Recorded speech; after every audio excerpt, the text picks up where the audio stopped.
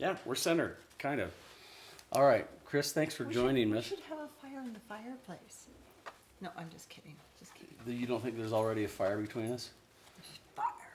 So today is Monday, December the 20th, 2021. I'm here with my sister, Kristin Ostrander. And some people have asked, hey, why are you doing these interviews? Well, I have some really cool siblings, but sometimes the age disparity, we weren't always around for the same things. And frankly, the home that Chris grew up in and the home I grew up in and the parents may have been kind of different. So I want to be able to get to know my siblings better and also be able to share them with my kids. So this is why we're doing some of these interviews. And so what I would ask of you that are watching this, after you're done watching it, send a note of thanks to my sibling. Tell them what you took away. And also I'd ask you to be nice and judicious because our lives were different back then. And We had to walk uphill both ways to school exactly. in the snow. So tell me about, how would you best describe Kristin Ostrander or Kristin Care? Let's go back. Wow. Describe Kristin Care for me. Wow. And then can we be done? No, no, we're just getting started.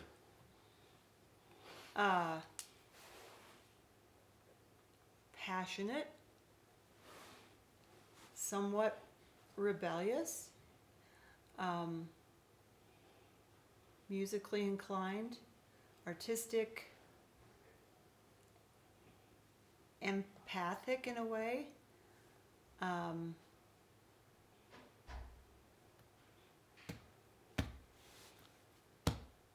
Why? Why?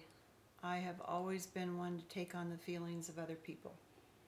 And it's served me well often, but it has also made me sick often. Really? And because when you take on a lot of other people's feelings, a lot of times it's negative. And in the natural health world, we call those people energy vampires. They suck the life out of you. And especially for those of us who are that way, and I believe we all have the ability to be that way. Heavenly Father has given us that blessing to, if we're willing to be open to other people, to take in their energy and their stuff, if you will. And I guess I've been that way a lot in my life. So a phrase I often use with my kids and my family is, there's a cost to being compassionate. It's not something you carry. And some people might look at it and say, you have a mental illness, Kevin. But in many respects, I think it's a blessing and a responsibility. But I think there's a difference between being an empath and being compassionate. You can be an empath. What do you mean? What do you mean by that? That's a good distinction. You can be an empath and take on people's stuff, if you will, whether it be good or bad. But what you do past that becomes compassion or ridicule or a lot of other products of your Enablement. People use the word empathy, but I call it, an adjective would be, you're an empath. And we've all been given that talent, if you will, or that character trait by our Heavenly Father. So let's go back. Let's figure out how this woman, you're now what, 70? Okay. How did you become this person? Describe to us your home life as a child. What kind of home did you grow up in? I lived with a father and mother who, I believe my father was very much an empath, very empathetic, and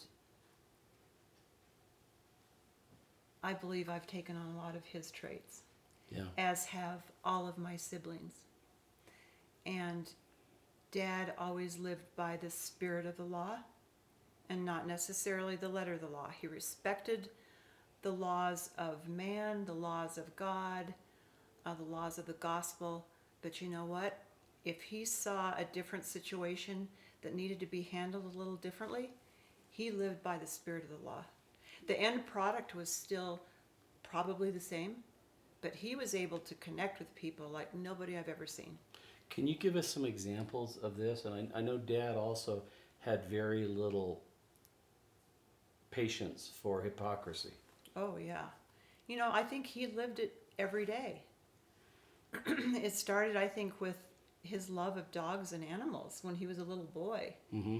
And the way he was raised. I mean, he drove his father for shock treatments when he was going through depression. Grandpa Care. Grandpa Care and my grandpa.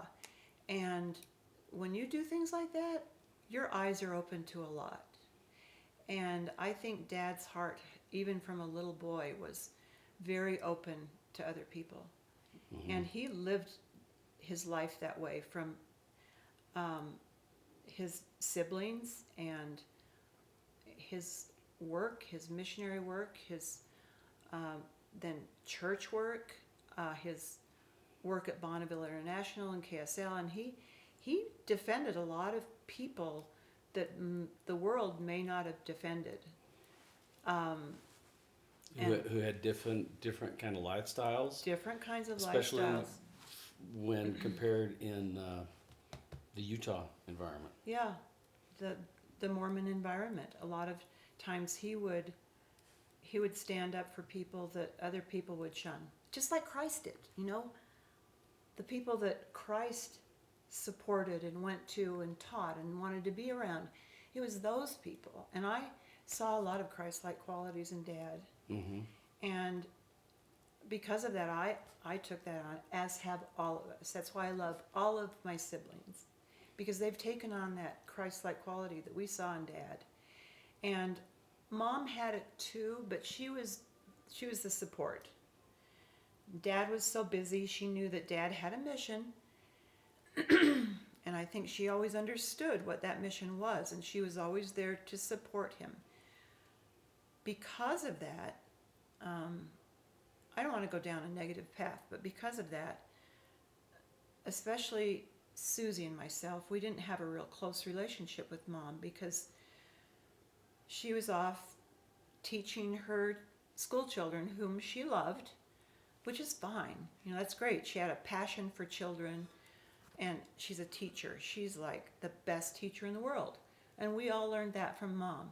But because of that, we were not always that close to her, especially Susie and myself. And we've missed that mother-daughter relationship with Mom.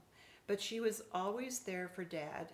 And Dad would come home from a busy day of work, and he finally figured out that he needed to meditate after work, because that was the one thing that calmed him down, grounded him before he went off to do his church work. Mm-hmm. But you know what?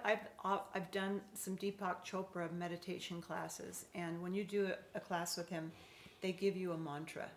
And I know that Dad had a mantra, and it's a private thing. It's a private phrase or whatever. And I remember after I got mine, I called Mom and I said, "Mom, what was Dad's mantra?"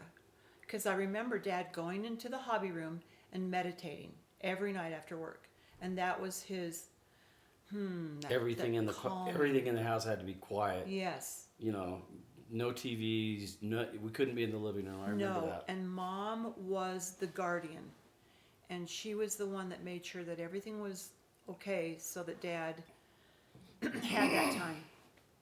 But yeah, I mean. Did she tell you what his mantra was? She didn't know it.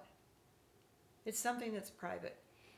You know, you're giving me a perspective on Mom and Dad, and it helps when you understand one parent, you tend to understand the other. And you're exactly right. Dad was this empath, and I think if Mom was that same type of empath, they wouldn't have balanced each other. Mm-mm. But Mom had to be almost that stabilizing force to keep the needle moving forward each time.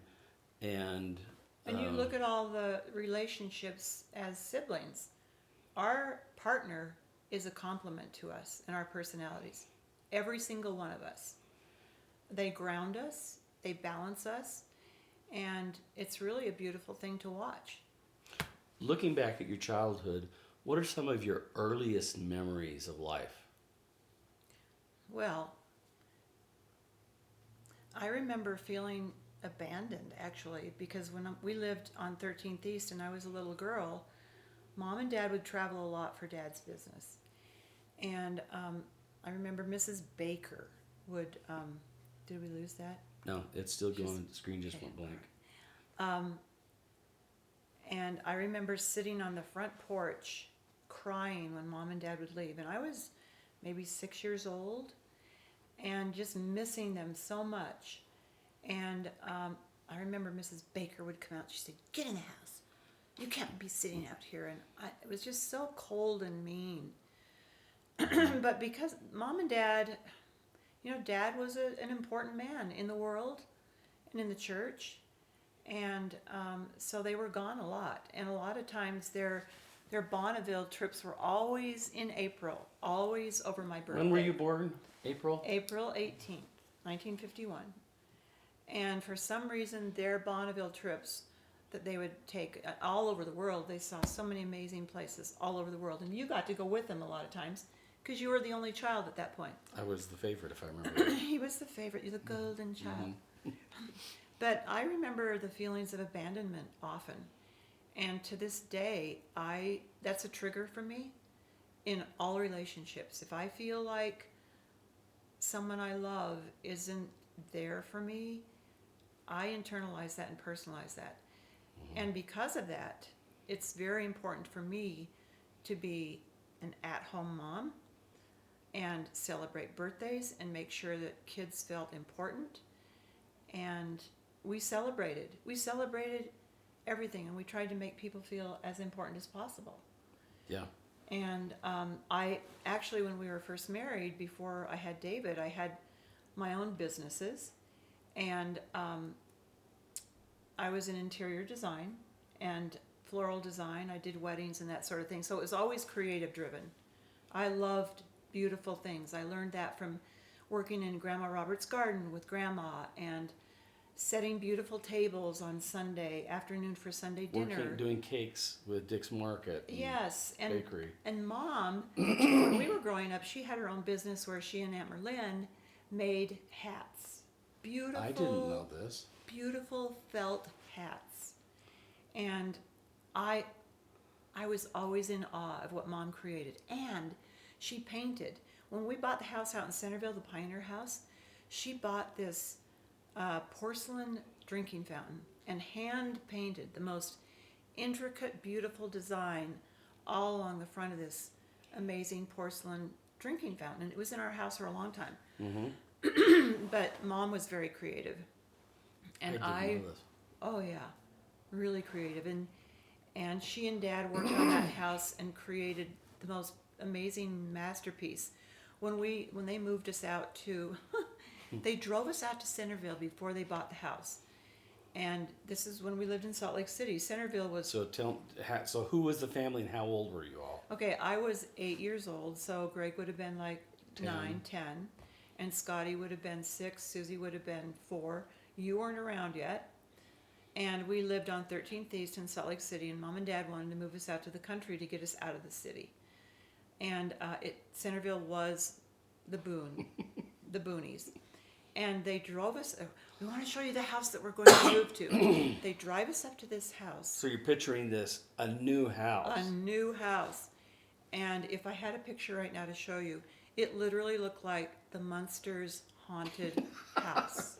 It was this old, decrepit pioneer home that Mom and Dad were going to turn into this amazing place. They had a vision. Both of them together had this vision. And I remember Grandpa, my dad, went to Grandpa Care to get financing to buy this house because Grandpa Care was president of the bank. And he did not see their vision, and he would not fund them to buy this house. So anyway, I don't know how they made it work, but they made it work, and they bought the house, and we would go out there every night after work, and we would play in the neighborhood. We were all over the neighborhood and playing, and Mom and Dad would be working on the house. Anyway, they turned it into this amazing, beautiful, beautiful home that to this day is still in the family, and we're so grateful for that. And how long did it take him to do that? It was like a month or so? Oh, it was years. We were always working on that house. And So anyway, we were moved out there, and Grandpa right away was in the bishopric, and that's where he met Stan Smoot. Stan is father, and we got to be very close friends with the Smoot family. And so anyway, church life began to be one of the main things of our lives. I loved it, but at the same time, it took Dad away from us. Did you resent that? I did. And Susie did too. Susie and I have talked about it a lot. We were very resentful. And I remember asking Mom one day, probably when Dad was in meditating after a very busy day, and he was getting ready to go off and do his church work, whether he was a bishop or the stake president, probably the bishop. And I said, Mom, why can't Dad be with us more often? And she said, well, he's blessing other people's lives. And I'm thinking, what about mine? Yeah, what about my life? I miss my dad. And if I wanted to have quality time with Dad, I had to have a bishop's interview with him, you know? And to me, that just felt wrong. And I think that was the beginning of me starting to pull away from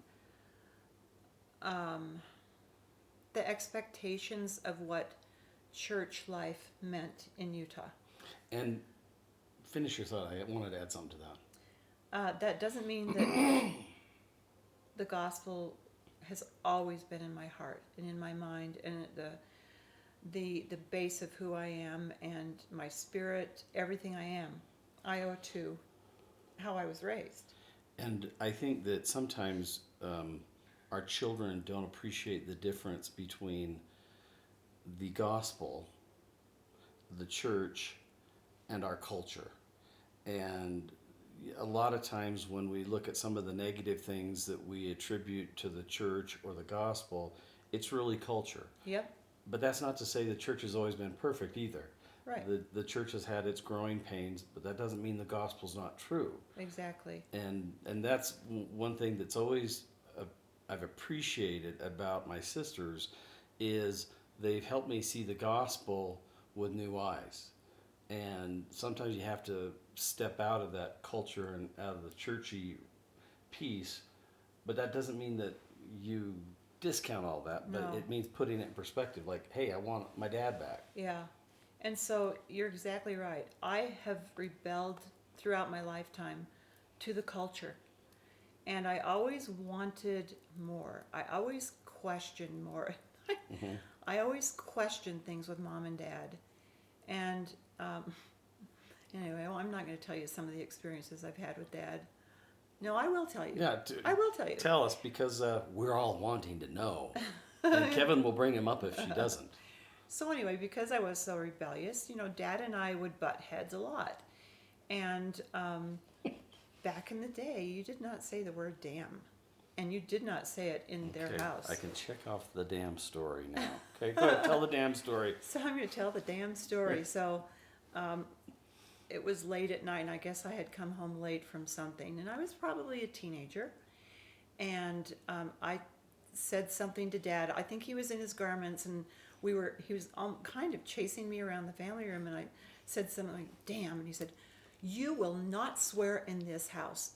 And so I went and opened up. No, it was, you will not say the word damn in this house. In this house. So this is how awful I was. So rebellious. I go and open up the back door. No, wait. The mummy room. The mummy box The mummy box door. And the one door that has all the little glass beads on it. That Mom glued on there because it was so beautiful.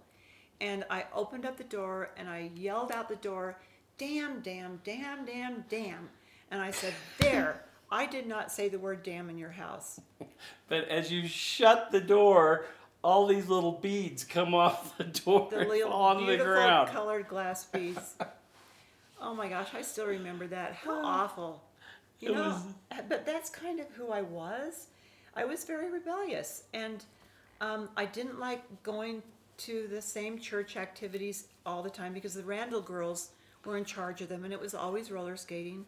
And I didn't like roller skating. And who are the Randall girls? The Randall girls, I mean, they were probably the most important family in Centerville. The Randall family. There were many of them. But anyway, I always felt like I wanted more. I needed to When you break say away. wanted more, what do you mean more? I More wanted of what? more. I wanted to experience different cultures, and I wanted to experience more of the world. And I didn't know what that meant at the time. And it really wasn't until, well, oh gosh, I could go in so many different It's all right. directions here. It's all right. Well, I'll bring you back if we need to come back. Well, I had a boyfriend at the time who I kind of followed around, which Gary? was Gary Farron? Farron. And he was the football player. I was the head cheerleader in high school at Viewmont. And, you know, the iconic story, the athlete and the cheerleader and blah, blah, blah. And anyway, I was so... Are you going to tell the Gary Farron story? Oh, and Doug Hunt? Well, but Gary Farron. His accident? I'm sorry to interrupt. I'm sorry to interrupt, accident? but yeah, go ahead. I didn't mean to take. Go back to where you were. Well, so after I was kind of following him around, and so I jumped around to different schools. I went to Utah State in the beginning, and this is back in the day when your parents didn't take you around to different schools to experience schools. I mean, they assumed that girls were going to go to a church school. I wasn't going to go to BYU. I wasn't going to go to BYU, Idaho. But I did think, well, I could go to Utah State because my good buddy Robin was going to go. And we both decided that we were going to rush a sorority. And Mom was so excited because she was a Tri-Delt. And she wanted me to be a Tri-Delt legacy, big time. So anyway, I had just gotten my braces on, my teeth. At college? College, first year of college. Gee. And so there I am, this nerdy little pledge. I finally pledged Tri Delta. So anyway, Sigma Chi, which is a fraternity, has what's called Sigma Chi Derby Days. And they connect with another sorority and they do stuff together. Anyway, back then, and you young children will not believe this. They wanted the Tri-Delt pledges to do a bathing suit contest for their derby days. Two-piece? Back then it probably wasn't two-piece, but nevertheless, it was bathing suit. a bathing suit contest for these guys. And you know what? I just thought, I'm not doing this. And I told the leaders of the sorority, I'm not doing this. And they said, well, I mean, they looked at me like quizzically, like, no one's ever told us that they're not going to do this. And they said, well, you have to. And I said, well, I'm not going to. I'm not going to go parade around in front of these guys in a bathing suit and be judged for it. And they just said, well, I guess you're going to have to drop out of the sorority. I said, really? Okay, done. And those were back. So that was your sorority experience. That was my sorority experience. I Good for learned you. that Delta Delta Tri, by and by, you'll know why this girl is a Delta Tri. Anyway, I learned the song, so that's about as much as I know about Tri-Delts. Well, and come to find out, after marrying Greg, his mother was a Tri-Delt too. Oh, I didn't know that. Anyway, you know what? I'm really proud of that decision. And back in those days, it was a big deal to be part of a sorority and a fraternity. And so I kind of pushed myself out of that whole social thing. And to this day, it's one of the most proud moments of my life. It sounded like, as some parents would look at a child and say, this is a rebellious child, we need to be careful. You were developing your courage muscle. Yeah. As you were growing older, so that when you got into that sorority experience, you didn't have an issue saying, no, I'm not going to do that. No, because I'd been telling my parents no for a long time. So, Gary Farron. So Gary Farron. He played a critical role in your life. He did. So I followed him around to different schools. So I ended up going to a lot of different schools in Utah. No. Let's be more specific. I went- lot of different schools. Let's see. I remember Utah State. Utah State. I remember Weber State. Weber I State. remember BYU. BYU. I remember Dixie College. Dixie College. Did I miss any? University of Utah. University of Utah, so 5. How many degrees do you have? I don't. Okay, So I'm Oh. just short of getting my interior design degree from Weber. And it was kind of embarrassing because I was kind of like the star student in all Yeah. of my interior design classes. Uh-huh. And I decided at one point, you know what? I know what I know about design. And What's a degree going to do for me? yeah, and at the time I was driving back and forth from Ogden to Sugar House. I was a dental assistant, dental orthodontic assistant For at Dr. Dr. Giz. Giz? And I was going 75 miles a day. And I finally got to a point where I said, you know what? This is kind of crazy. I'm going to drop out of school. And then I kind of had some hard times. And in the meantime, my boyfriend, the love of my life, who I'd been following around like this stupid little sheep. Gary Farron. Yeah. And he had an accident down in southern Utah and broke his neck and became a quadriplegic. And that really shook my core. I think it shook the whole family Yeah. because Gary was almost part of the family. He was part of the family. Yeah. And it was a very sad end to his life. And it threw me over the edge big time. In what way? Emotionally, I don't know. I don't even know how to articulate it, but I went off the deep end and really got into I had a job at a restaurant up on The Old Man and the Famished Woman, and I was a hostess and got involved with a bunch of alternative people, which were really kind of cool. It was a fun environment, but I got into doing some drinking and that sort of thing. But I got to a point where I needed to change. So Mom and Dad got me into BYU. Okay, you go from here to here.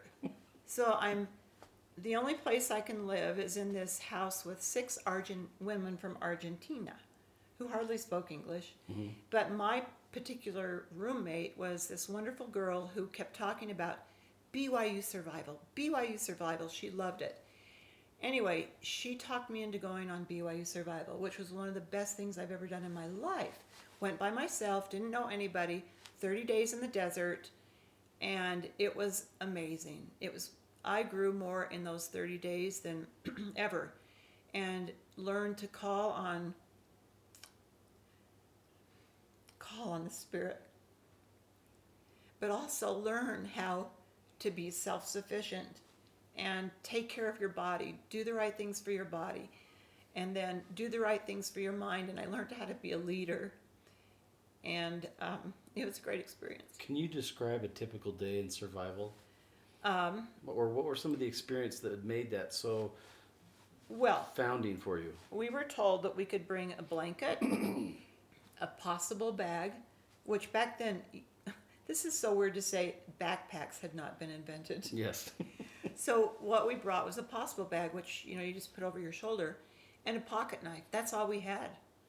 I don't even think did we? Maybe we had a toothbrush, and maybe a bar of soap. Mm-hmm. And I remember the first night we're down in the desert. It is so cold. It's September, and it's like how many men? There were like 75 of us, half men, half women, girls, boys. Mm-hmm. And I remember laying down on the ground with all of these girls huddled together with our blankets around us, no mattresses, no pads, and freezing. And I'm thinking, what in the world have I gotten myself into? And anyway, I don't know if I want to spend a lot of time on this, but it was a really good experience. We ended up, the last day, we did a 23-mile run-in, which was almost like a marathon, and we were running switchbacks to get to the bus to go home. I hadn't washed my hair in 30 days. My hair was long, beautiful blonde, and it had never been in better condition. I had nice tan, really good shape. You looked great. It was fun. Yeah. It was so much fun, and I learned how beautiful it was to live a simple life. And when you're out on survival and you're thinking about going back to civilization, going back to dealing with a car and having to buy gas and getting a job and paying for insurance and all the things that we all have to deal with, I thought, wow, it would certainly be nice to just stay here and live forever in this simple life. And now I know how to live in that life and survive.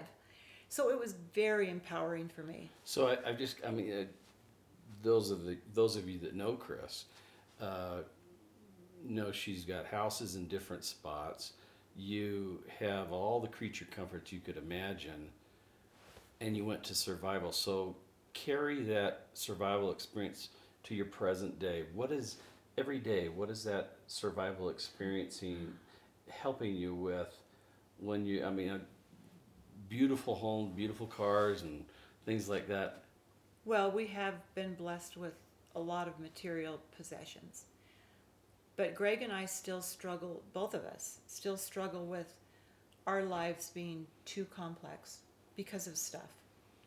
But we always said we want to be places where our kids will always want to be with us.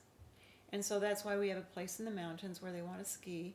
They grew up on a lake in Minnesota where they always love to be. They're always there for the 4th of July, at least for the 4th of July. They're in Park City for Christmas.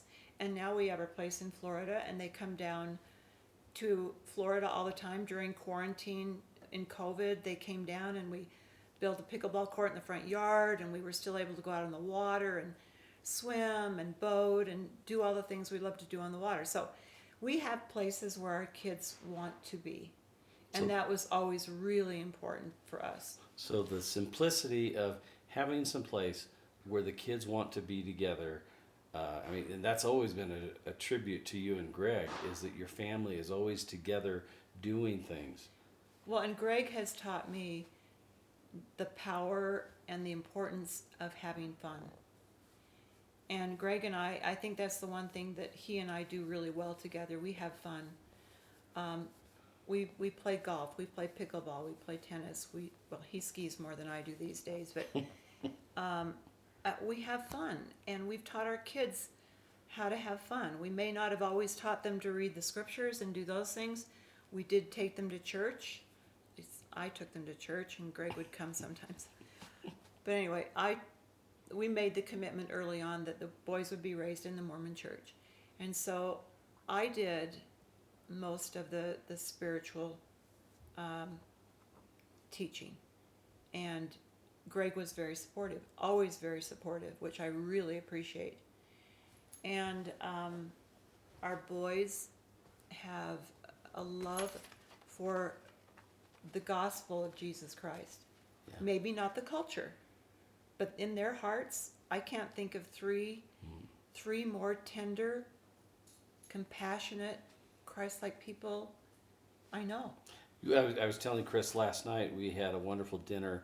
We made gingerbread houses. Onita and I got here about 5 o'clock, and we made gingerbread houses with David and his husband Adam, and then Joe showed up, and then Gregory showed up. Craig is still up in Montana, and then we had a wonderful dinner.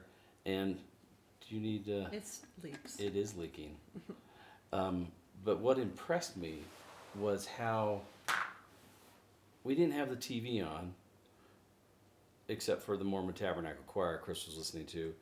And we had conversations till the late hours last night. And your kids ask intelligent questions. They're compassionate in their statements, in their questions, their discussions. I mean, and I shared a little something about Grandma and Grandpa. And I thought, well, they're not going to want to hear about Grandma and Grandpa. And they're listening. And then Gregory says, keep going. We're all listening. Mm-hmm. And that blew me away. And, you know, so to see how you've taught your kids the heart of the gospel, you know, what really matters here, that empathic, raise your life up, be built, be renewed again. I'm really impressed with how you've done that with your boys. And well, you know, those of us who've grown up in the gospel and those of us who are in the church, we've seen, and it's not just Mormons, it's every religion. yeah. We see how judgmental people can be and how mean they can be. If you don't follow somebody's rules, then you're an outcast. And because we lived outside of Salt Lake City, and I had boys that were going to church, but they had a Catholic father, we were treated differently. They were treated differently, and it wasn't always very nice. Yeah. And some of the kids that were the meanest to them were the church kids. Yeah. And it left a really bad taste in their mouths. And so my boys aren't active in church, but you know what? I can't think of 3 better young men than them. And Or they're not active in the Mormon culture. In the Mormon culture, Yeah. thank you. They're not active in the Mormon culture. I think they're very active in the gospel. Yeah, and and I may not be either, but you know what? It is who I am. The gospel is who I am. Yeah. And we, but more I, have taught my boys the principles that Grandpa taught me about you live by the spirit of the law. When you say Grandpa taught me. My father, our father, Okay. Sorry. you live by the spirit of the law and not the letter of the law. You seek out those who are hurting. And another family saying we have is ask for forgiveness and not permission. Because sometimes you have to step outside of the expected box in order to have an unexpected adventure or fun, or run into somebody that you may not have run into and has been directed to you for some reason. And so you need to step out of that box that people want to put you in. And that's why I always wanted to get out of Utah. I didn't want to be put in a box, and I kind of felt that way. Well, and it's like once you step outside your box, you learn what's really important to hold on to. Right. And it's that quote by Alfred North Whitehead that said, "Progress is knowing when to preserve constancy amid change and when to preserve change amid constancy." And when Dad was a rebel. He was. Reading his life history of when he was on his mission down in the southern states, or when he was in the military, when he went into broadcasting, he was defying a lot of the things that Grandpa Care wanted him to do. But as he did it, Dad and Mom learned when they could step outside the box and what they could hold on to as they stepped outside the box. Mm-hmm. And I think that's one of the things I've learned from my sisters. Tell me a little bit. I'm going to switch directions unless there's someplace else you wanted to go. I'm going to give you a list of names, and most of the people watching this will have no idea what these names are, but I want you to tell me what comes to your mind as I list these names to you. Strider, Barley, Sherman, Telly, Tahoe. Oh, all of our sweet dogs. Oh my gosh, this is awful. Oh my gosh, I think dogs have been so important in our lives, and I think they have a spirit like no other. And I think a lot of I've never thought about this until now, I think a lot of our relatives are maybe embodied, their spirits are embodied in some of those dogs. Anyway. Or somehow influence them. Yeah.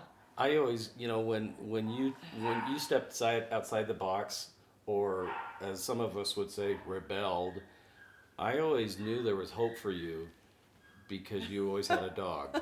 Had you gotten a cat, then I would have said, Dad, we've lost him. Well, Mom and Dad, we've lost her. She got a cat. yeah. But since she always had Tahoe, and so Chris and Susie, they hung around with this group of women: Leslie Dunford, Susan Terry, Cheryl. What was Cheryl's last name?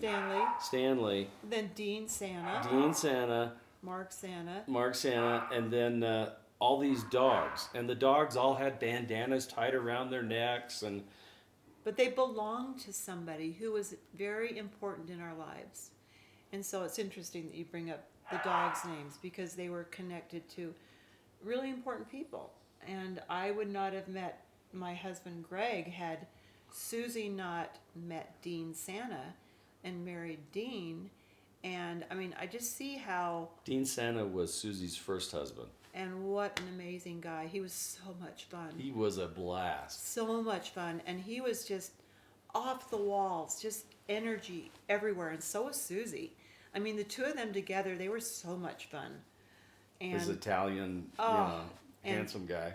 and Susie married into this Italian family, and she taught them so much about love. And I have learned so much from my sister.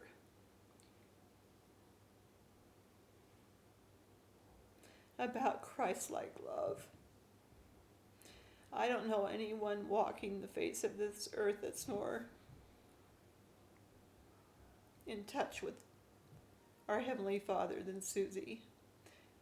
And she was sent to places,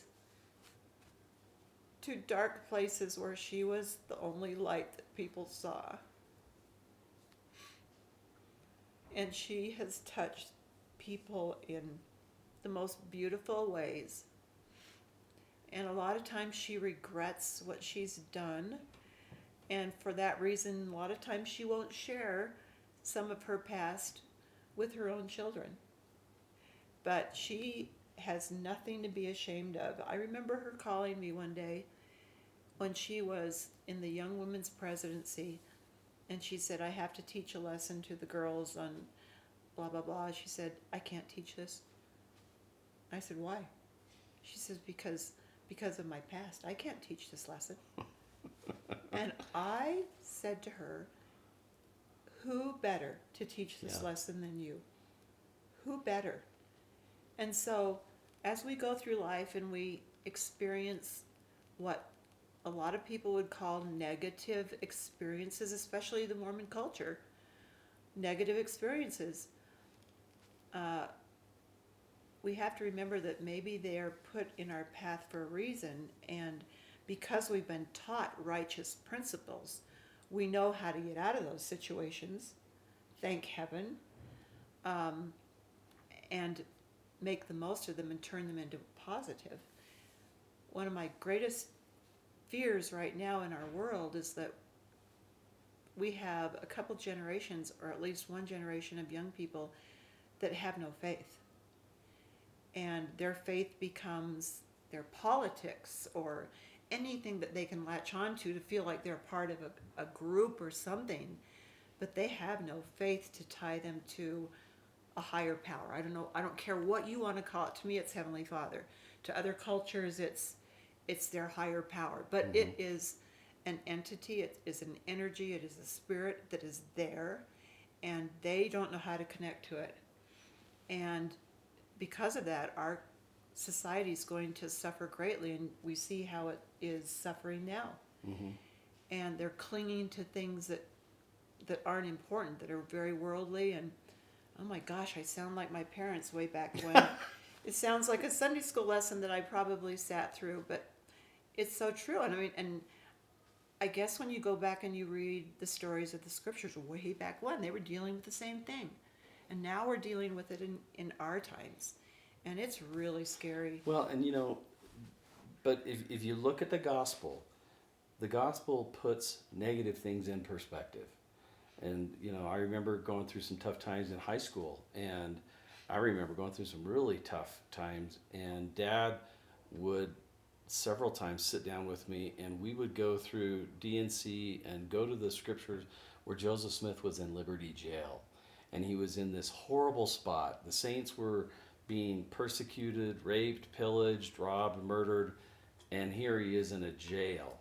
But that is where he had his temple experiences. He had some wonderful epiphanies, but there in Liberty Jail, and it was there when he said, the Lord said to him, "Look, if all the mountains shall fall upon you, and even the very jaws of hell shall gape open and swallow thee, know thou, my son, that all these things shall be for thy good." And then he puts it in perspective and says, "The Son of Man has descended below them all. Are you greater than him?" And so it helped me to realize that every time I went through a tough time, the gospel helps increase my understanding and perhaps my empathy and my control and my ability to help support others. But sometimes in the culture, We might look upon somebody that smokes or smells like alcohol or has a tattoo and go, So true. yeah, we shouldn't hang around those people. So true. But the gospel teaches something very different. Yeah. And we've had so many different kids in our family come and have dinner with us. And like we would always have, every night we'd have family dinner that we could. And we'd invite kids and they'd say, wow, this is so cool. What's so cool? Wow, you're having family dinner. Oh, yeah. Well, a lot of kids didn't have a family life. And we have welcomed all kinds of people and kids into our family. And especially having two gay sons. It is sad to see the families that have abandoned their children because of their preferences. And Turning them out as opposed to embracing them and saying, loving we them. love you. We love you. We may not agree with your choices, but we love you. And we love those that you love. And that's what we've tried to do, is love everybody that's in our kids' circles. And we may not approve of all of the kids that they bring into our home, but you know what? They have been affected by being with us, I hope. And just for the mere fact that we've accepted them. So, those of you that understand my relationship with my two sisters, now you understand what makes them different. And that's not to say my brothers don't love. My sisters would teach us love all people. And that's always been something you and Susie have just, from the get-go. Well, and even now, today, our best friends, they're not church friends. Mm-hmm. But you know what? Our best friends have faith. Mm-hmm. Some of my best friends are, we call them my cute little Catholic friends. And I have one friend that goes to Mass every week. And they're so devout in their faith. And they're raising families that are devout in their faith. And you see the world coming together right now with people of faith. And it doesn't matter if they're Mormon or Catholic or Buddhist or even Islamic. Islamic culture is a beautiful culture. Their religion is a beautiful culture. And as in every religion, there are people that treat it from a human point of view, and they destroy the beauty of the religion. And this is a time when we all need to gather together as people with faith and become a stronger presence in a world of darkness. There's so much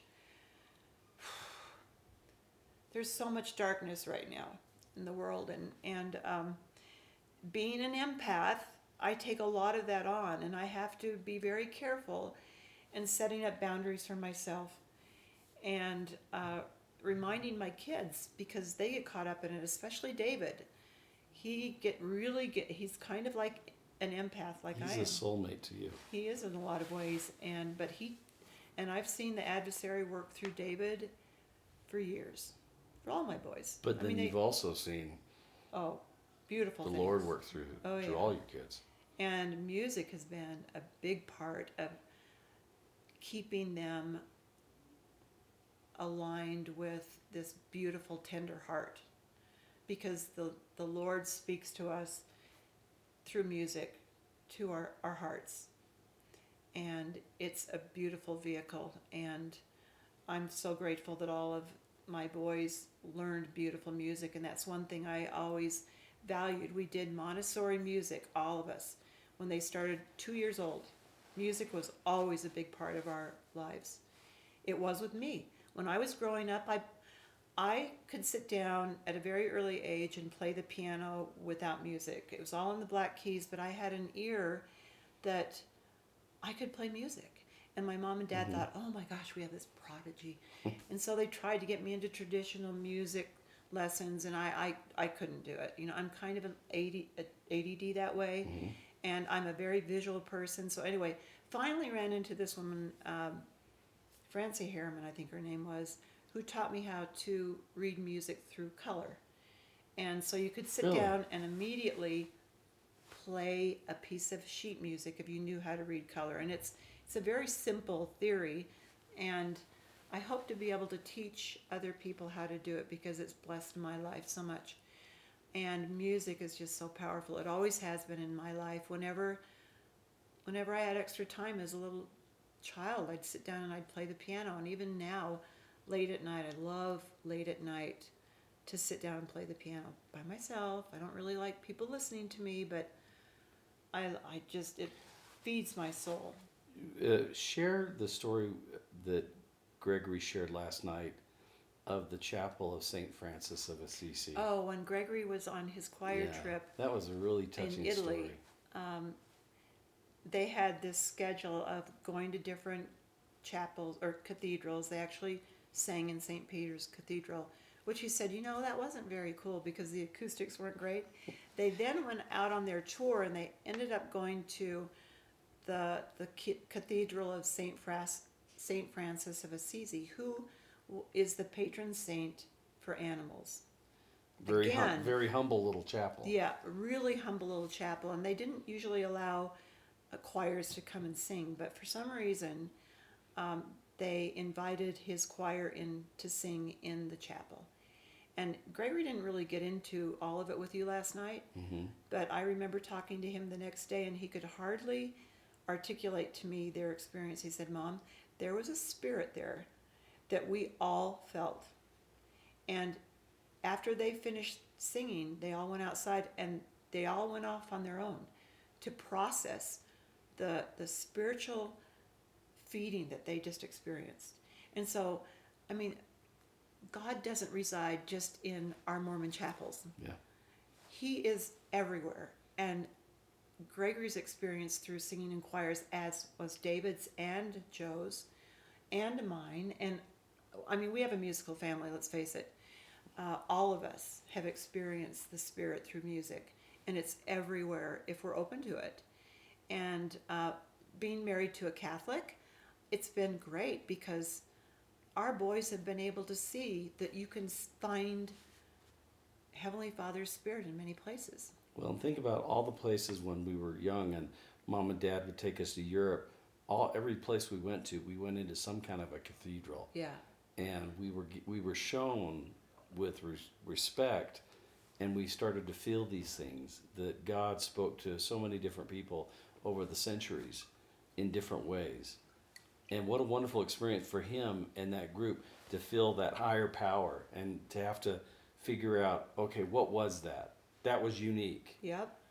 And I don't know what kind of conversation they had with the leaders, but the boys all had the same choir director, and she was amazing. She was such a blessing to these kids. Anyway, I'm sure she had a conversation with them about what they felt. And I'm sure there are some people that probably look at her and say, she's just a teacher. Think of the people that have impressed us throughout our lives. That we're just teachers. Yeah. That have left there. Let me ask you, so the sitting down with Chris's boys is a blast. And they made a trip to Italy years ago, and I just thought, No, don't get into this. no, we've got to go there for just a minute. The trip I always wanted to go on, and it was your favorite trip. I just don't like. Okay, anyhow, they got to drive cars around in Italy, and it was a blast. How's that? It was a blast. It was a blast, and a lot of fun. All right, so let me mention another thing, and let's hear your response. Italian soccer team. Oh gosh, we don't need to go there. No, we don't need to go there. Just give us a little. I love the Italians, and I don't. Anyway, I don't think we need to go there. Okay. We were on a family trip to pick up Greg from his mission, and Susie and I were these blondes in Italy, teenagers, and the boys thought we were pretty cool. You were pretty cool. I don't know if you guys know this. Okay, so we were in Greece. Mm-hmm. This was the second trip to Europe. Instead of having all the siblings, it was just Chris, Susie, Mom, Dad, and myself. The boys were not there. And we went to these wonderful places in Greece. Oh, I don't know. Do you know this? Probably don't. What? Susie, I'm really sorry if I'm telling this. So we were staying in the hotel, what hotel in Athens were we staying in? Anyway, there we were these blonde teenage girls, young teenage girls, and after mom and dad went to bed, we went up to the top of the hotel where you could see out to the Acropolis and all the city of Athens. And there we were, I mean, stupid of us, but there we were, these cute little blonde American girls, stupid. And all these Greek men, they were buying us ouzo, shots of ouzo. Uh-huh. Okay, now most of you don't know what ouzo is like. Anyway. And mom and dad were back in their rooms asleep, and Susie and I were up hanging out with all these guys from Athens, drinking shots of ouzo. Yeah, I didn't know any of that. But again, we were in this amazing place. It was so beautiful, and Susie and I, anyway, we were such rebels. So We're so lucky we're still alive and we weren't kidnapped or, I think your guardian angels will write a Oh. very good book about you. yeah. Talk about comfort foods. What are some of your comfort foods? Comfort foods, quiche. That's my password for a lot of my Really? technology is quiche. Good healthy foods. Grandma Roberts taught us early on to appreciate good healthy foods. She made her own yogurt. She was always very health minded, and so I learned from a very early age about natural healing and going to the chiropractor and taking care of ourselves naturally. I didn't see our parents taking a lot of drugs, and we ate pretty well, kind of. Well, we could have eaten better. That was when back then it would have probably been considered okay. Yeah, but then processed foods came along, and everybody bought every flavor of Campbell's soup in the world, and then your world in the Mormon culture became every recipe had to have a can of Campbell's soup. Mm-hmm. And so, yeah, we were healthy to a degree. And then mom, because she was a teacher, she didn't cook a lot of homemade meals, so Susie and I did a lot of the cooking. Or we would go to Bratton's seafood restaurant and get Clam takeout. chowder. And so, but anyway, I remember learning from Grandma and Grandpa Roberts to appreciate healthy eating. And I think one of the turning points in my life, I went from being an interior designer, having my own businesses and doing that sort of thing, and wanting to create beautiful spaces and places, to being diagnosed with breast cancer, which I can say is probably one of the greatest blessings in my life, is that diagnosis. Because, again, being a rebel, I was being trained for one of the most rebellious decisions I had to make in my life that directed the rest of my life for good. And I chose not to do chemo and radiation, and I was literally scared into having double mastectomies because they said I was going to die if I didn't. And mind you, I was talking to Greg, her husband, at the time, and we were both asking, what are we going to do? She's choosing to go the non-traditional path. We were certain you were going to die. Yeah, I remember that. And it turned into one of those discussions that we sometimes don't like to have in families, that you sometimes have to make peace afterward. Yeah. But Everything was out of love. But we, at one point, Greg and I we had to put our trust in Chris and say, look, you've got your own body. We're going to trust your rebellious decision. yeah. And how did that all turn out? Well, I saw the Lord's hand in so much at that point in time in my life. I just felt like, yeah, I'd had these mastectomies and they wanted me to jump right into chemo and radiation because I had it in my lymph nodes and you're going to die. And I had people say the meanest things like, how dare you be so self-centered? Aren't you thinking about your Really? husband's... You had people saying that to you? Oh, awful. awful things. You're so selfish. You're more concerned about losing your hair than being a mother to your sons and being a wife. And they said, you're just going to die. And how selfish of you. But you know what? The Spirit spoke to me, and I knew it was wrong. I knew I had to buck the system and not go with the chemo and the radiation. I went to my oncologist. Well, before that, my dear friend Kathy Page, who has always been one of my spiritual giants in my life. I went to school with her in Centerville. She kept calling me and saying, there is a woman you have to meet. I know she can help you with making your decision. She knew I didn't want to do the chemo radiation. So finally, I was so tired of her calling me. I said, okay, have this woman come and talk to me. So it happened to be, and the boys laugh about it, Sherry Ross, who was one of the main educators with Young Living Essential Oils. And she showed up at my house and sat on the sofa. And within a couple of minutes, I was sobbing because I knew she was sent there for me. And she said, I can teach you how to fight this cancer naturally and how to build your body and do it in a natural way. And I knew that I was hearing the truth. And from that moment on, that day, I had an appointment with my oncologist. They'd give you chemo classes to teach you how to deal with the horrible effects of chemo. And I went to my oncologist and I told him that I had made the decision not to do the chemo and radiation. And this is what he said. He said, Kristin, I know there are things out there that can cure you of cancer, but I cannot tell you about them or I could be disbarred.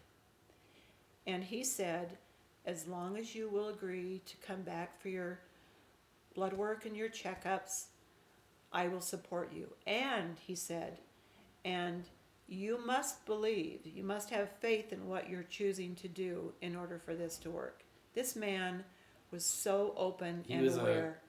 Typical, I mean, he was your med school doctor. Western medicine oncologist, deals with cancer patients all the time. And I was shocked. And so when you make that decision, you're looking for, okay, what am I going to do? Now I've made this choice. What am I going to do? And that's when Sherry Ross showed up in my life. And she said, I'm going to teach you about essential oils, God-given oils, things that have been around for centuries. I'm going to teach you how to get rid of the toxins in your life, personal care products, toxic products in your home. We're going to get rid of the microwave. I'll never forget sitting in the living room with the boys, sitting on the sofa with Sherry Ross. It was the next day. And she said, all these things are really important, but number one, you need to unplug that microwave and get it out of your home. Anyway, I could go on. I mean, I have taught lots of classes on how to fight cancer naturally, but my point is that at that point in time in my life, I had people come to me to mentor me and teach me. And because they mentored me, out of the goodness of their hearts, really, and these natural healthcare people, they don't make a lot of money. And Diana Sabella has been my greatest mentor, one of my greatest mentors. She's blessed the lives of many of us. Oh my gosh, she's amazing. But anyway, I could go on for hours telling you stories about people that came to me through other people. I mean, just you see how the blanket was being woven so that I could create this knowledge that I have so that I could go out and mentor people. So this message of natural health care could become viral. And I'm using that word now because people understand the word viral.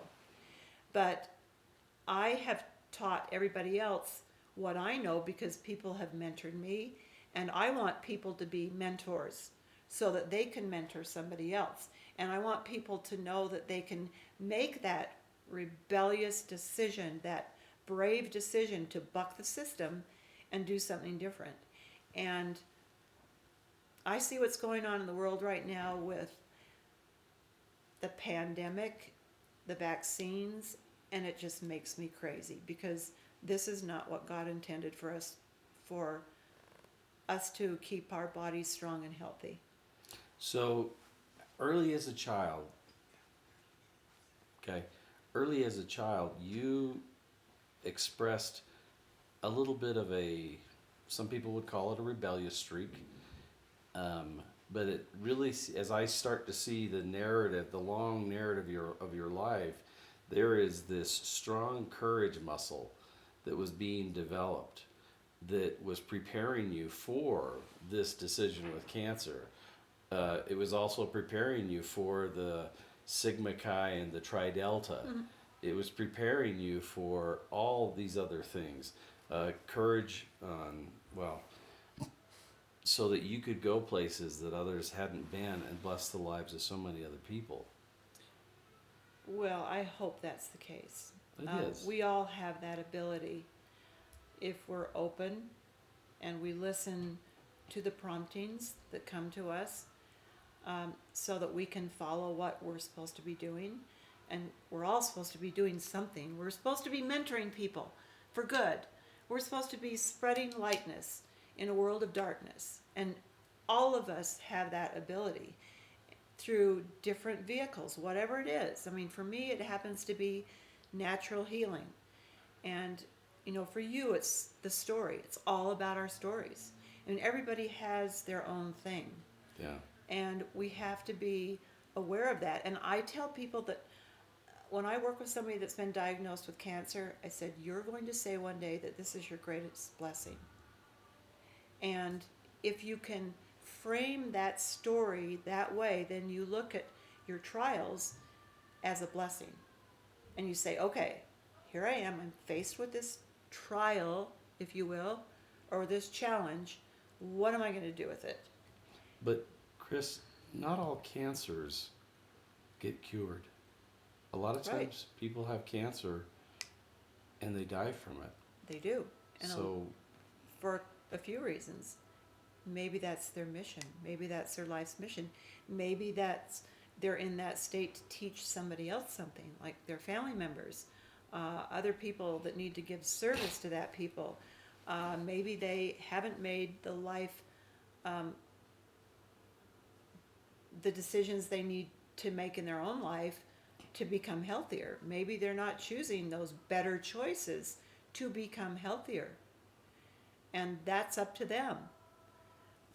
Who knows? So it becomes a lesson for people after them. I want to ask you about romance in your life, and probably the most important person you've met in your life, and who's, I think you'd agree, who's influenced you. But before we get to that person, let's talk about a nighttime in the Centerville house, and you have a man caller call at your home. You know which night I'm talking about? Mm-hmm. Can you tell us about that? Well, at the time, Gary Farron was still in my life, and he was coming back into before the accident. Before the accident. And I had lived down in St. George for a while and met a really wonderful young man, Doug Hunt. Fingers. We call him Fingers. Why did we call him Fingers? He was born, his mother, I think he was a thalidomide baby. And so he was born with fingers like this. He ended up being a professional golfer. And our first date, we went golfing. And I looked at his grip on the golf club, and he had the strangest looking grip. And I said, why is your grip so weird? And he lifted up his hands and, hi, Dave. And I noticed that, he had this deformity. But he had taken that challenge and become a golf pro. Wow. Anyway, we called him Fingers. Yeah. I love, both of those men I really liked. Oh, and he was such a sweet man. But anyway, at the time, both of these guys wanted to give me rings and marry me. And I loved them both for different reasons. And I, at one point, realized that they were both in my house in the family room. And I was upstairs in my room, and I didn't know what to do. So I just sat up in my room. And so was Dad down there? Dad and Mom were down there with both of them, and I don't even know how the conversation went, but I just kind of ran away from the situation. Anyway, neither of them ended up being my mates. So let's talk about Greg. How did you talked about there was this symphony of things that happened in order for you to meet Greg Ostrander? Well, Susie had been dating and ended up marrying Dean Santa, who was good friends with Greg in Madison, Wisconsin. And he was good friends with the Santa family, and Dean's sister, Anna Santa, who ended up, Anna Santa, gorgeous girl, ended up moving out to Salt Lake and working at Castleton's department store where Susie worked. And I She worked there later myself. Oh, I didn't know that. So Anna Santa and Susie worked together, and Anna said, well, you've got to meet my brother Dean. And Dean and Mark Santa were choosing to move from Madison out to Salt Lake because they loved skiing, they loved Utah, they loved the whole thing. And so Susie met Dean, and they fell in love, and they had just this crazy relationship. Just the two of them were so much fun. And at the time, Susie and Dean were hanging out a lot with us at our house on 12th East when we were all going to the University of Utah. And I was out on a date with a guy named David Willing from New Jersey. Mm-hmm. Oh my gosh, this is a whole other chapter of life. And I came home from a date with David Willing, and there was this guy in my living room in a three-piece suit. And this was back in the 70s. Okay, I'm going to get into this too a little bit. Back in the 70s, where, you know, people were smoking a lot of ganja, and we were living the college life, the University of Utah. We weren't always the best. Anyway, kind of a party life. So this guy's sitting in my living room with a three-piece suit on, and all of a sudden I'm thinking, oh my gosh, he must be a narc. Because we had some interesting people living at the house at the time. Yeah. And anyway, it happened to be Greg, and found out that he was visiting Dean and Susie. He knew Susie before he knew me, and had a wonderful conversation with him, said goodbye. Didn't see him until Susie's wedding reception in Madison, Wisconsin. Right.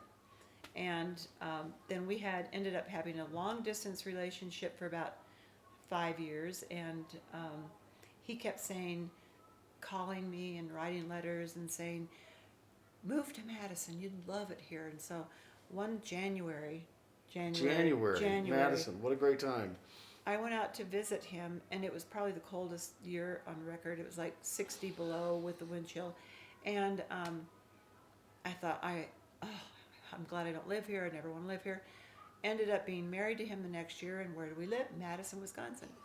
But anyway, I see how, you know, Susie did this so that this could happen, and then anyway, but other than looking like Tom Selleck, what was it about Greg that appealed to you? Because you always looked below the surface. I mean, yes, he was handsome, but there had to be something else that was very appealing to you for you to. He was a very strong, committed young man. And he knew where he wanted to be, knew what he wanted to do, and I really admired that in him. Because, I'm kind of the ADD, flighty, creative type, and he was he knew what he wanted to do, and I love that. Being with him made me feel very stable and safe, and like I had purpose and commitment and a foundation, and he was very kind and very thoughtful and just a great guy. What would he have said if I were to ask Greg the question, what did you see in Chris? What did he say? What would he say? Oh, I don't know. I don't know, because I was this little Utah Mormon girl, totally out of whack with where he was living. I mean, not that he was living. Anyway, he was living in Madison, Wisconsin, and at the time, he had just graduated from the University of Wisconsin, and he was working with Santa Dairies, who was the family of Dean Santa, Dean and Anna Santa, and I would go to all of these business functions with him. And the people that worked with Greg, I really resonated with, because I love talking to people one-on-one. I don't like big crowds. I don't like big parties. I like one-on-one stuff. Mm-hmm. So I connect with people like Dad did. Yeah. And so they would tell Greg, you need to marry this girl. And I think they, to this day, we're still good friends with a lot of these business people. They said, well, we were your biggest cheerleaders. Really? Because they would have like these week-long seminars and conventions in Madison at the time. And I don't know why I was out there. But anyway, he would bring a different girl every night to one of their events, because he was a handsome guy and he had lots of girlfriends. And the night he brought me, it was different, I guess, because I guess I was this little Mormon girl from Utah who really knew how to connect with people. I don't know. I would love to ask him that question, but in having interviewed a lot of people in our family, both like Anita's parents, our parents, having read about our grandparents, one of the things that I see common, and even my family, one of the things I've seen in the men, what appealed to them was finding a woman that was down to earth, that could connect and be real, That's what I think of myself. I am Yeah. very down to earth. I'm very simple. You don't put on pretenses. I hate pretenses. Mm-hmm. And Dad always hated that too. And because we have a lot materialistically, people look at us maybe unfairly and judge us differently. And we've both told the boys growing up, because you have much, people are going to judge you, which means you need to go out of your way and be kind and thoughtful and authentically open and real. You probably have to deal with a lot of sycophants also in A your lot of life. what? Sycophants. Meaning Sick of what? sycophant. You know what a sycophant is? No. It's somebody that hangs on you because you're either famous, rich, only to, glam off of you. We've seen that a lot. And it's been very hurtful, especially to David growing up. He found that a lot of kids liked him for the toys that we had. Mm-hmm. It was really hard Versus on him. just who David is. Yeah. Talk to me about David. Tell us about David. He has a spirit like this. And The most gorgeous set of pipes. yeah, he has a great voice. It sounds like Grandpa Care when he speaks. And all the boys have amazing voices. They sing beautifully. And I guess because he was the firstborn, he's seen a lot. And because we traveled around a lot, moved a lot, when we moved to Nashville, David was 2 years old, and I came down with spinal meningitis. And I was in the hospital for a while, and then very weak. We had just moved to Nashville. Greg was in a new job. And David has always connected with me a lot, and a lot of times it's been hard times that he's connected to, and he takes on a lot of my emotion. And because of that, we've butt heads a lot, but at the same time He's one of your biggest defenders. he is. I mean, all the boys are in their own way, but David, he's a rebel. Like, I look at him, Gregor's going, you think? You think so? I mean, they all are in their own way, and I love that about them. But they were really hard to raise because of that. But I look at them and go, okay, this is just what you did, and how are they going to learn? They need to rebel in order to learn. And so it hasn't always been easy raising three boys. And Tell us a little bit about Joe. Joe's the middle child, and he's kind of shy, but he's got this tender little heart. And He's got this little smile, but he could get in so much trouble. Can He I got in Can I trouble. put a side note in? Yeah, sure. My mom always taught us one thing. It was Come on over here so they can see you. My mom always taught us one thing, and it was to ask for forgiveness, not permission. Let's see. We were just chatting about that. I think that came from Grace Hopper, the Navy Admiral, the first woman Navy Admiral. Grace Seriously? Hopper. She says it's easier to ask forgiveness than it is for permission. Yeah. And And sometimes I rue the day that I taught them that. I got to think that some days mom and dad just had to sit back and watching you raise your kids. Just, I'm sure that they had quiet conversations where they kind of looked at each other and went, Noma, Yeah. this is payback. Yeah, oh this yeah. is payback. Oh, we hope she has a son just like her. Maybe a daughter just like her. I'm sure they had that moments with all of us. So Joe's a little shyer. Yeah, and Uh-huh. but boy, he lives life on the edge. Always has. Hmm. He's not afraid of anything. So he's it's like this juxtaposition personality. He's like way out there, and yet he's got this very tender little heart, and it's so much fun. Yeah. And then there's Gregory, who's Mhm. just so he's because they're all 4 years apart.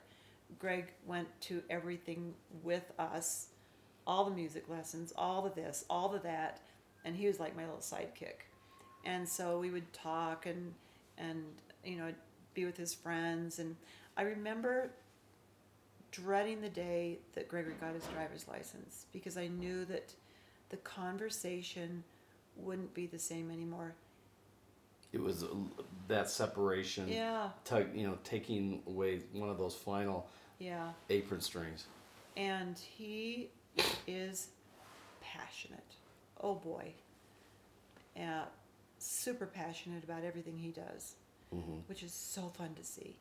And lots of friends. He and Craig live in Bozeman now, and they are the gathering place. And he cooks meals for everybody, and it just makes me so happy to see what they do for everybody. And he's such a tender heart. And he had all these beanie babies growing up, and each one of them were like a real person. I think even to this day, I don't know what we did with all those beanie babies, but I hope we still have them, because if we threw them away, he may need counseling. He may need counseling. Yeah. Well, all of your boys have those tender hearts, and all of your boys are accomplished cooks. I mean, the popovers last night that Joe made was delicious, and Some of the biggest arguments we've had, Thanksgiving or Christmas, when they're all in the kitchen together, and because they're all such great cooks, it's an argument, it's a battle. And now we've got Blake in the family, who is an even better cook. She's Uh-huh. a really good cook. she's better than the boys. She's better in a different way. I mean, I learned so much from her when she's cooking in my house. She teaches me about flavorings, and it's so fun. She's really a good, healthy eater, and but she's really quiet. She knows how to fit into this family, and it's not easy. Not How does easy. she do that? She's kind of quiet, and she watches a lot. But she grew up with boys. She was on the rowing team with boys. She played water polo with boys. She's very athletic, very strong. And she didn't really enjoy hanging out with the girls with all the girl stuff. And so she's kind of perfect for our family.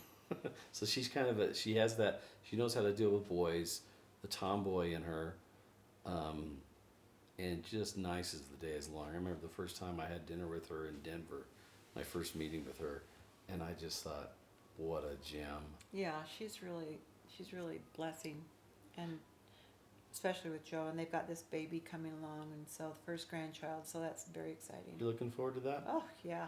Why is Yeah. that so important to you? Well, it's all about family. We're building tradition, or sharing tradition, and we're carrying on tradition, and it's what life is about. So we've got a few more minutes and then we're going to wrap up. Tell me, I'm going to list off each of your siblings, and I just want you to give me your assessment's probably the wrong word, but maybe what you appreciate about them or what you've learned about them. So, your older brother Greg, who smeared you with Vaseline when you were a baby in the crib. He did? You didn't know about that? Uh-uh. No, it was one of his first medical practices. Oh, good. He Good got on the him. Vaseline jar out and just smeared you when you were in the crib with that. I thought everybody knew that story. No. Okay. No, so Greg, I idolized him. And my friends in high school were his friends. And I loved him. Anything he did, I loved. And literally, I idolized him. And I was so sad when they all graduated a year ahead of me because I lost all my friends. Mm. And so he could do no wrong in my eyes. And everybody loved him. And he was this quiet personality, a strong but quiet, influential personality that I just loved and admired and was so proud of him. What is it you look up to him now? How do you see him now? Same way. He's just this quiet, strong personality. And he's so much like Grandpa Roberts. And I love his commitment to his family, to Sue. I see no stronger commitment anywhere than his commitment to her and their family and his profession. And the way everybody described Dr. Care as having the best bedside manner. He was really good at what he did, but more importantly, he knew how to treat people. He learned that from Dad. I had a really good visit with he and Sue about a week ago, and I don't think I'm violating the confidence here. I was asking him, what are some of your goals now? And he said, my goal now is submission to my wife. And I thought to myself, think about where he's been, not just as a doctor and not just as a surgeon, but a plastic surgeon, where, God goes home and thinks he's a doctor at night, that level of control. And Sue had made the comment, I want a partner.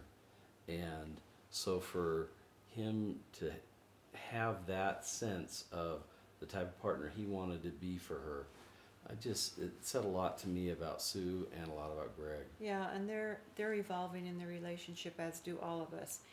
And Sue is always there as a major support. And having a very busy husband committed to a business, I see the struggles that she's been through and the frustration of not having that partner around all the time when you want them. And she has dealt with a lot, and she and I have been very close over the years. So we've had so much fun together, and I miss those times with Sue. We've laughed, and she's so much fun. Yeah. And I've felt bad for her because she's gone through some hard times, and I know why. But now I think she's getting her life back, and I'm happy for that. They had a great time in Florida with their kids, and Yeah. I think that was a real boost of energy to both of them, and that's great. Yeah, she's a good example to them. And you know what? The thing I love about her is that she learned through her trials how to be authentic, and how to be authentic with her kids, and authentic with everybody. And sometimes people don't like authentic, honest people. I think she introduced authenticity to our family. Absolutely, and it was not easy for her to be the first one to marry into this family. And I admire her for that. She's another strong lady that I look up to. She's another rebellious one. I think that's why we've always had so much fun. And she's always loved me regardless of who I am or what I'm doing with my life. She's always been there for me. She's been a great older sister. Yeah. All right, Scotty.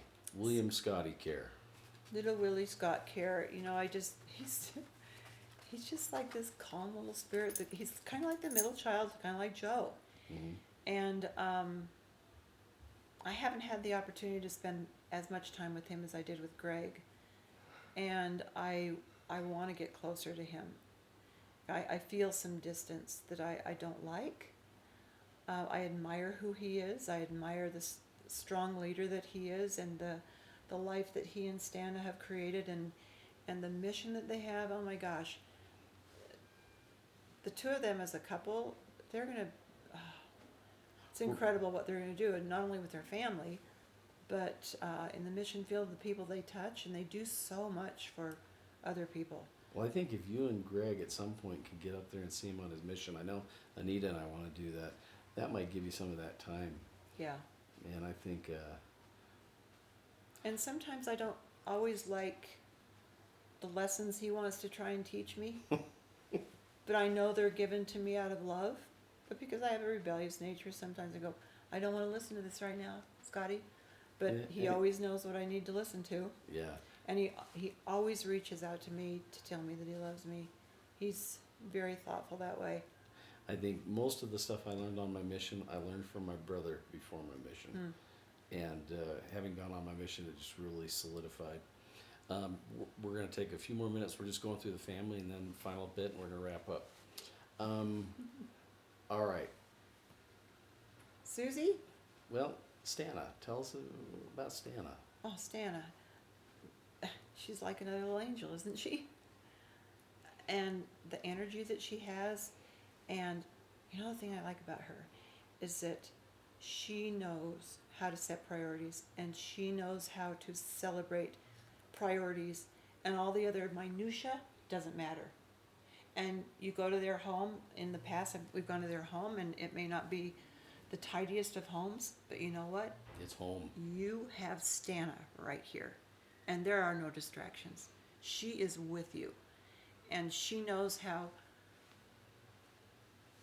Sarah and, in the Bible, Sarah and the two Abraham? sisters, Mary and Martha? Mary and Martha. Mary and Martha. Sarah and Martha. Mary Right. and Martha. She Yeah. knew to be the one to sit at the Lord's feet while the other one was off doing the dishes. She gets that. And I don't know if it's Mary or is it Martha. Which one is it? Mary. Mary. She gets it. She gets it. So Stana is Mary. Yeah. She gets it. She knows where her focus needs to be. It's always been there, and nothing will distract her.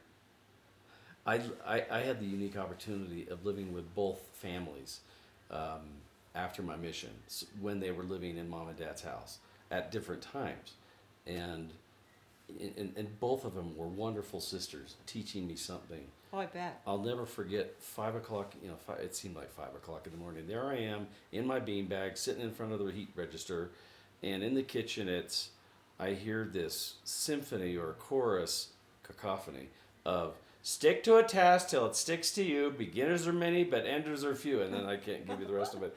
But every morning it was this regimen that Stana was teaching the kids. And I just thought, oh my gosh.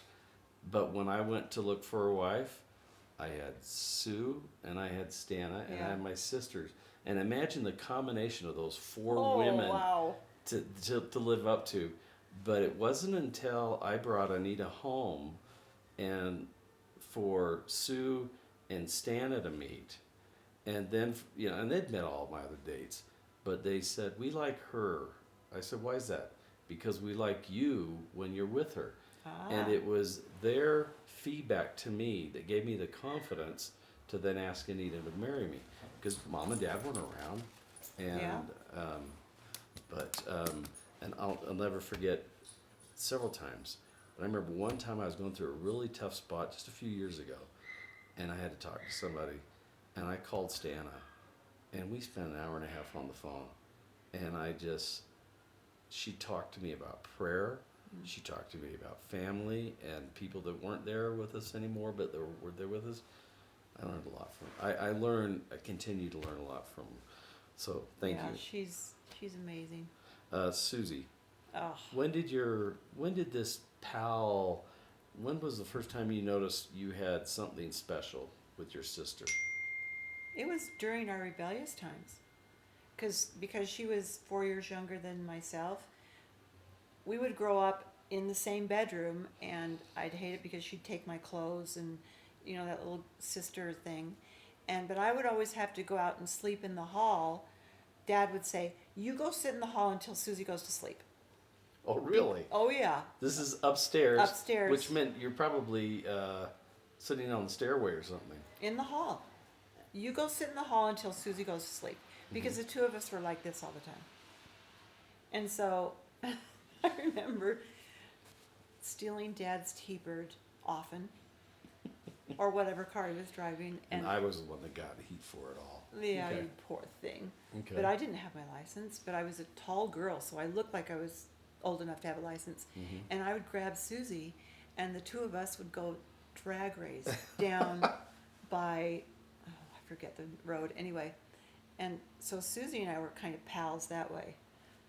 And we kind of like the adventure. We do silly things. I mean, back in the day it wasn't that bad. But then when Susie and Dean were dating, and I noticed that Susie was having so much fun, and I wasn't. Uh-huh. I looked at her and I thought, gee, she's having so much fun.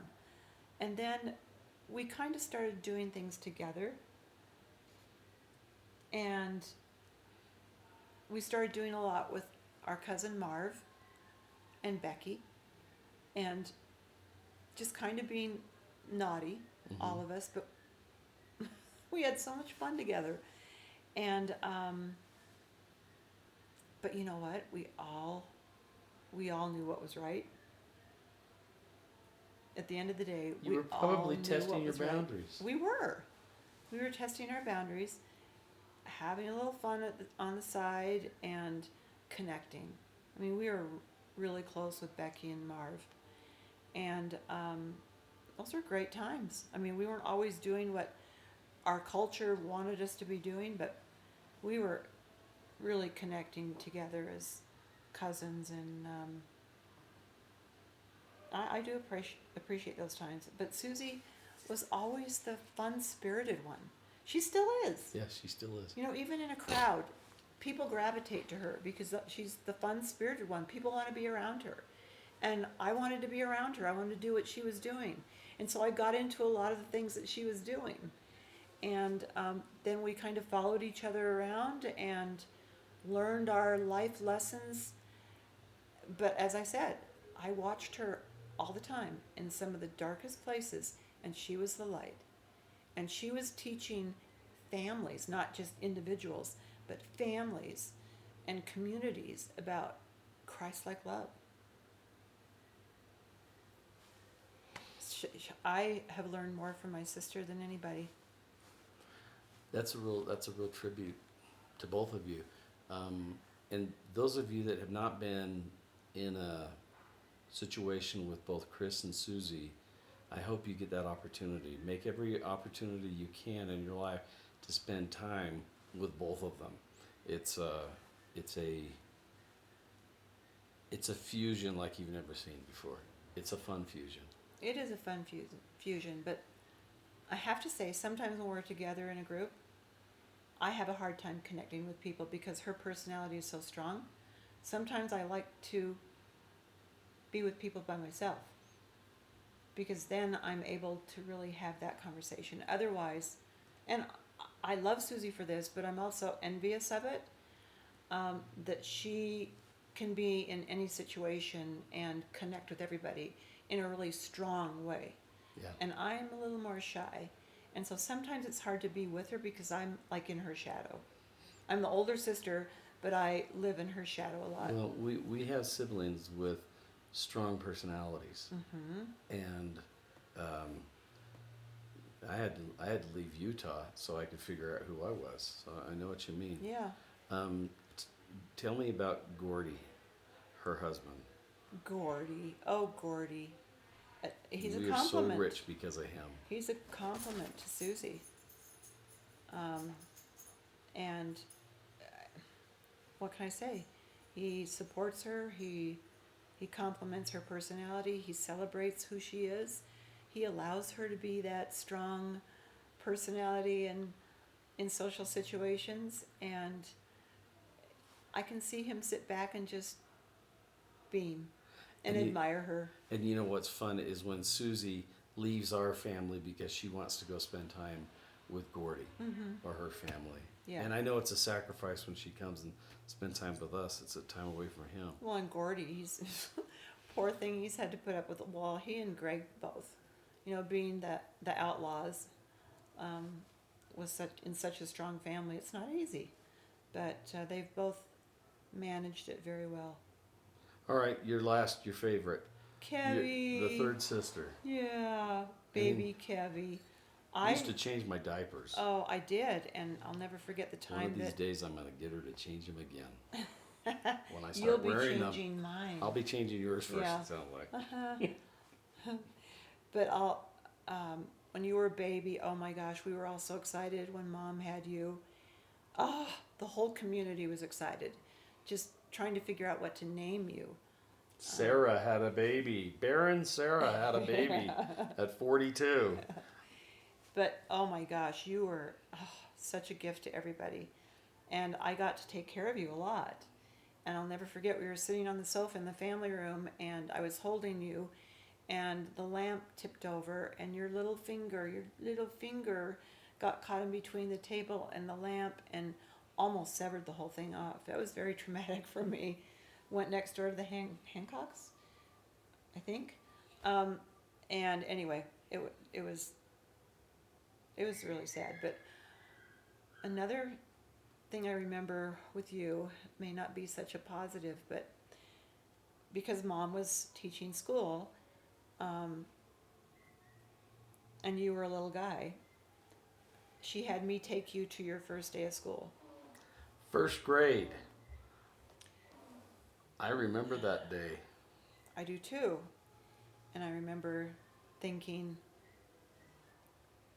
my mother should be the one doing this, not me. And you cried and cried and cried, and it was so hard to leave you there. And I kept thinking, my mother should be doing this. I stood behind the door out in the hall. I didn't want to come in. Yeah. So anyway, that's another topic. But Yeah. no, you and I we've been through a lot together. You've seen the good, the bad, and the ugly, and yet you've always loved me. And then we've been on little adventures together where we've met people and tried to do some really fun, exciting, meaningful things. Did do. And I love introducing you to all of my friends because they love you so much. And they all say, your brother sat and asked me the best questions. You are always engaging. You want to hear people's stories. I love it. And you're all about the story. And I've learned so much from you. Tell me about my better half, Anita. Oh. We should have come and sat down. Well, talk about compliments. I mean, you're kind of like me. You're kind of like this. Think outside the box. You're doing everything all over here, and you're looking for opportunities. And Anita has this tender, calming way of bringing you back down and grounding you. And talk about beautiful compliments. And because of that, you two do so much and influence so many people. Well, And we're blessed that way. So, in conclusion, I'd like you to just, I'm not quite certain how to wrap this up because our lives continue to grow. And we've just scratched the surface with Chris. If the kids like these things, I think this is the kind of thing we could be doing to help our kids get to know each of us. There's one story that you've shared with me about Dad and a mission president and about the spirit of the law. Do you remember what story I'm talking about? It was something about the mission president and Dad. And you were wanting to do something that was taking the missionaries somewhere, or for David's farewell? I can't remember what it was, but I remember the mission president or somebody saying, I knew somebody. Oh, well, living in Minnesota, we became very close to the missionaries. And we would oftentimes break some of the mission rules. There were quite a few times, actually, now that I think about it. But we had this one club golf tournament that we invited a bunch of our friends to. And one of our missionaries at the time wanted to be a golf pro. And so we invited he and his companion to come and play in this little one club golf tournament with us, with all of our friends. And it was so against the rules. But I thought if ever they wanted to reach people outside of their, if ever they wanted to reach people, this would be a really good opportunity. And then, I mean, it worked out great. But again, it was against the mission rules. And then oftentimes we would take the missionaries to productions, musical productions that were out of their zones, but I really felt like it was important for them to meet some of the people that would be there. And so again, don't ask permission, ask for forgiveness, but they always ended up being poignant, purposeful things that we did. And my boys connected with these guys so well, and it was great to have the missionaries in our home. And we had a lot of fun with them. It wasn't always by the book, but it was great to have them in our home. Well, if I were to summarize my sister's life in a story, it happened when I was a teenager, and the production of Jesus Christ Superstar was coming out. And Jesus Christ Superstar. Okay. And it, in our community in Utah, it was viewed as very sacrilegious because it was taking a look at the Savior's life from a somewhat alternative perspective. And so a lot of people looked down upon that. And I remember the conversation in the home with Susie and Chris saying to Mom and Dad, you know, you shouldn't speak evil against it until you've seen it. And the conversation went on enough, and it was about, you know, it's another way how Jesus loves people. Well, I remember Monday night going down to the Queen Theater with Mom and Dad to see Jesus Christ Superstar. And I remember I liked it. And I remember that my mom and dad, it took them outside that box for them. But it taught them another way to love. It taught them another way to see the world. But it kept us grounded on who Jesus was. And that's, as I look at my sister Chris, that to me is who she is. She helps us step outside the box so we can reach others and help them feel this influence. But she never lets go of that rod, and that rod is God. The rod is God. The rod is God. Yeah. No, I thank you. I appreciate that. I don't live the gospel exactly the way everybody else does in our family, but it's still really strong in my life. And I'm always looking for ways to share that with people. And I'm not afraid to share it. I'm not afraid to speak truth. I'm not afraid to stand up in dark situations and try and be a light. And right now, like I said, there's so much darkness in the world right now. And it's not easy to be a young person. It's not easy for anybody these days. But we have to be brave enough, rebellious enough, if you will, to stand up against the really strong forces of darkness and be the light. And I don't care what it is, there's light in so many different areas of our existence that we need to grab onto that and not be afraid to share it. Is there anything that I should have asked you or anything you wanted to say that I haven't asked you? No, I hope somebody wants to sit down for this long period of time and actually listen to this. I hope so too. I'm sure they will. Thanks, everybody. We Thanks, love you. everybody. Love you. Thanks, Chris. We love you. Thank you, sweetie. Oh, I love you, Kevin. Our other sister. Yeah. All right, let's just verify we got this. Yeah, that would be bad. Oh my Always gosh. forgot to push play.